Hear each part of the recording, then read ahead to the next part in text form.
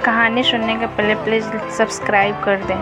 पत्नी अपने पति से कहती है, पता नहीं क्या हो गया है हमारी पायल को। कल रात को खाना भी नहीं खाया और रो भी रही थी।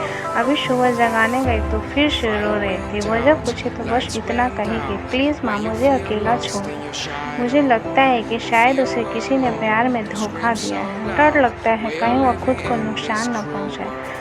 पति थोड़ी खामोशी के बाद कहता है, ठीक है मैं देखता हूँ। इतना कहकर वह अपने बेटी के कमरे में जाते हैं। पिता, पायल कैसी हो बेटा? बेटी, प्लीज़ पापा मुझे कुछ दिनों के लिए अकेला छोड़ देना। पिता, ठीक है बेटा मगर एक शर्त है। बेटी, बोलिए। पिता, मैं तुम्हें एक बकवास कहानी सुनाना चाहता हूँ, तुम सुन लो, फिर हम तुम्हें डिस्टर्ब नहीं करेंगे, ओके?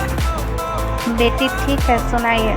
पिता, आज से करीब 20 साल पहले एक राजा हुआ करते थे, बेहद अमीर। उनके 2 बेटे थे। बड़ा बेटा बेहद आज्ञाकारी और ईमानदार था। उस राजा को अपने बड़े बेटे पर नाज था। उसकी शादी एक खूबसूरत लड़की से कर दी गई। फिर वह खूबसूरत लड़की राजा की बड़ी बहू गर्भवती है। घर में खुशियाँ ही खुशियाँ छा गई, मगर राजा की जिद थी कि बेटा ही हो।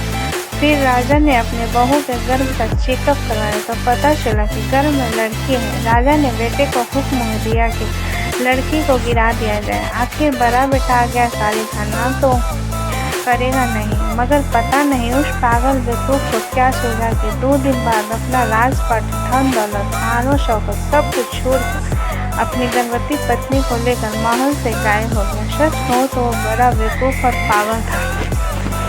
लोग बेटियों को बोझ समझकर गर्भ में नष्ट कर देते हैं और वह बेवकूफ़ पागल एक बेटी के लिए तमाम सुख सुविधाओं को ठोकर मार दिया। वह बाप की बात मानता तो आज उसकी जगह राजा होता।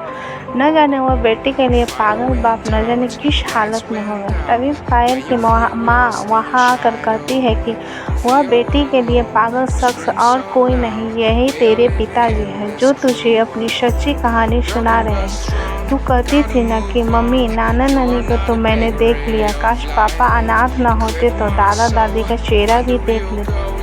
तेरे पापा अनाथ नहीं है, तू बड़ी होकर जिद न करे दादा दादी से मिलने की, इसलिए तुझसे सच छुपाया गया। फिर तेरे पापा ने तेरे पैदा होने के बाद एक कसम ली कि तेरे अलावा दूसरा संतान फिर कभी नहीं बनाएंगे। अखबार में इश्तहार देकर तेरे दादा दादी ने बेटी को लेकर ही वापस आने को कहा। मैंने भी जोर दिया वापस जाने, मगर तुझे गोदी में उठाकर तेरे पापा ने बस इतना ही कहा कि जिस घर में मेरी प्रिंसेस की हत्या का फरमान निकाला गया हो वहाँ एक राजा कैसे सांस ले सकता है।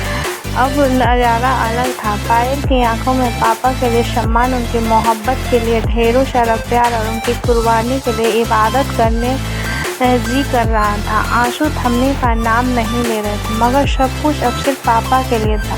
पापा ने बस आखिरी शब्द इतना ही कहा कि अपनी बेटी को मैं नहीं जानता बेटा की दुनिया तेरे बारे में क्या सोचती है, मगर तू मेरे लिए बेहद अनमोल है। भले मैं आज कहीं का राजा नहीं रहा, मगर तू कल भी, आज भी और सदा ही मेरी प्रिंसेस ही रहेगी। बेटी ने दौड़कर अपने पापा को गले लगाकर रोते हुए कहा, आप असली राजा और मैं आपकी प्रिंसेस। सबकी पलकें गीली थी। वह एक नई सुबह की शुरुआत थी जहां प्रिंसेस फिर से अपने सियासत में लौट आई थी। बेटियां माता पिता की जान होती हैं, उनकी आन बान और शान होती है। दोस्तों, कहानी कैसी लगी मुझे कमेंट में लिखें। अच्छी लगी तो लाइक एंड सब्सक्राइब करें।